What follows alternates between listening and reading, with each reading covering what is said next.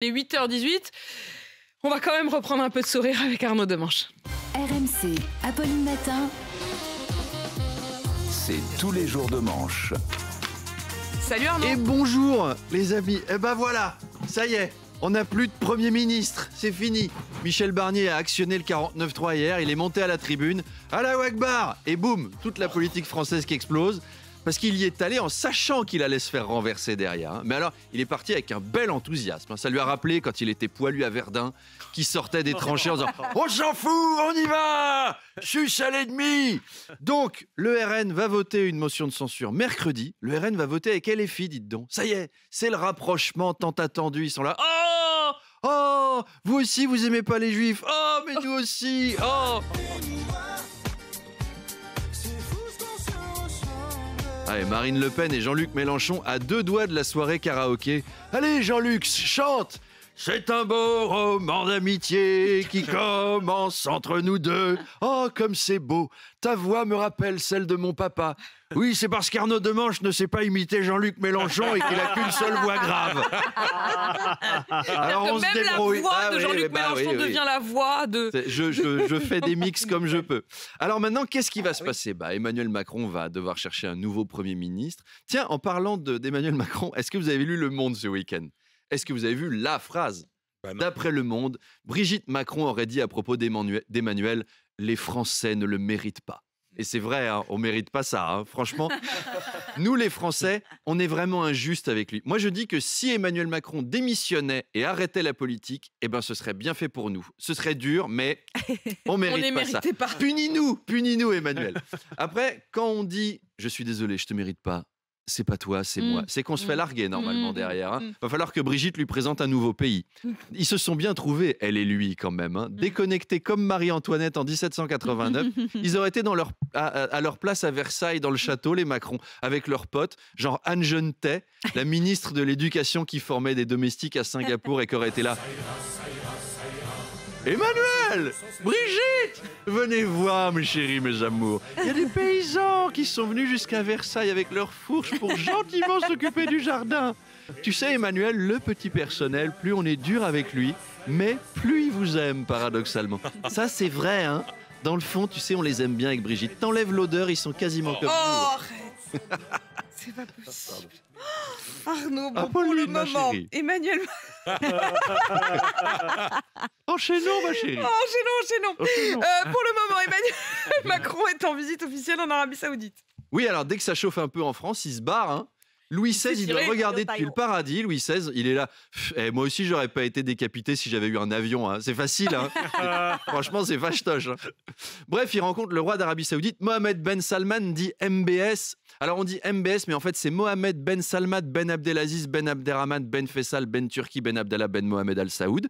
C'est son nom complet. Officiel. Donc, en fait, c'est MBS BA BF BT BA MAS. Elon Musk. Non, mais parce qu'à un moment, il faut être précis. Je suis d'accord, c'est vrai, c'est important. Sinon, les gens ne comprennent pas. Macron, il a dû voir Barnier annoncer son 49.3 à la télé. Il était allez, c'est reparti.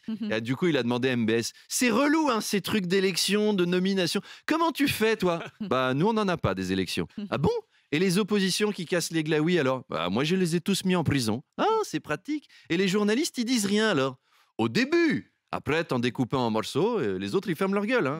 Après, je l'aime bien, ton Michel Barnier. Très beau, Allahu Akbar. Et c'est un connaisseur qui parle. Il s'y connaît. Bruno Retailleau réfléchit à réduire les dépenses de la protection policière d'anciens ministres. Oui, c'est la marotte du moment, ça. Le train de vie de l'État. Alors, d'anciens ministres ou de ministres actuels, c'est vrai qu'il y en a certains, on se demande pourquoi ils ont besoin d'un garde du corps. Regardez Stanislas Guérini. Pourquoi ? Déjà, il n'a pas de corps à garder, pour commencer. Et puis, qui va l'attaquer dans la rue ? Déjà, ça suppose qu'on le reconnaisse. Ça suppose qu'on se souvienne d'un truc qu'il a fait et qu'on ait envie de lui taper dessus pour ça. Et qu'on ait envie de faire de la prison pour ça. Parce que, bonjour la street cred quand t'arrives en prison. T'es là pourquoi, toi ? Moi, j'ai tapé Stanislas Guérini parce qu'il m'embêtait. Qui ça ? Le ministre de la Transformation et de la Fonction publique. Eh ben, je vois qu'on a affaire à un cador. Tu veux me ramasser ma savonnette ? Tu serais très mignon. Oui, bien sûr. Oui. Alors, Oh non il a pas... C'est bien parce que Manu, avec quelques microsecondes de décalage, qui va bien. a une image. Donc voilà, Guérini, il a pas besoin d'un garde du corps, pas d'une escorte policière. Il a besoin d'une attachée de presse. Alors, à propos des escortes policières, Charles me disait, tu sais, on peut dire ce qu'on veut à propos des escortes, mais Dominique Strauss-Kahn, il a toujours payé les siennes lui-même. Et c'est vrai. Bonne analyse politique, Charles. Allez, à demain.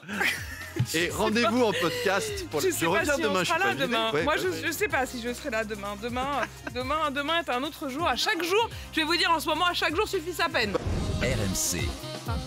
Demanche pirate, le face-à-face. Salut Arnaud. Mon Bonjour. invité ce matin à 8h30, c'est le patron du PS, Olivier Faure. Bah oui, comme vous voulez que je rivalise avec les calendriers Ouais, Star j'avoue, Wars, c'est clair. Avec Dark Vador et Luke Père Noël, c'est Skywalker. sûr.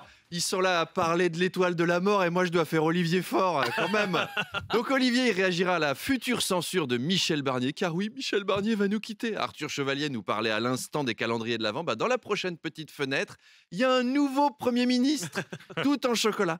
Au moment où je vous parle, Michel Barnier fait sa valise avec son maillot de bain et ses chemises à fleurs pour les Seychelles. Il s'en fout. Il est là. Salut les cons, allez, amusez-vous bien dans votre pays en bordel. Moi, c'est plus mon problème. Hein. Donc Marine Le Pen a annoncé qu'elle le censurerait alors qu'il a fait des pas vers elle, mais pas assez. C'est quand même curieux la négociation avec Marine Le Pen. C'est comme si tu étais marié avec elle. Tiens Charles, imaginez vous êtes marié avec Marine Le Pen et elle vous dit, imaginons, il faut être créatif. Elle vous dit, si tu me trompes, je te quitte. Eh ben entendu, je te tromperai pas. Ah bon? Eh ben si tu m'achètes pas une nouvelle voiture, je te quitte. Eh ben tiens, voilà une nouvelle voiture. Ah bon? Eh ben je te quitte alors, on s'emmerde avec toi. Casse-toi. Alors on dit Marine Le Pen va faire tomber Michel Barnier, mais Olivier Faure aussi quelque part, lui aussi va voter la censure. C'est juste que Olivier Faure dans cette situation, c'est un peu comme à un déménagement quand il y a un gros frigo à déplacer, il y a toujours un préado de 40 kilos qui veut aider. Il se met entre les deux costauds qu'il porte et il donne tout. Et il a...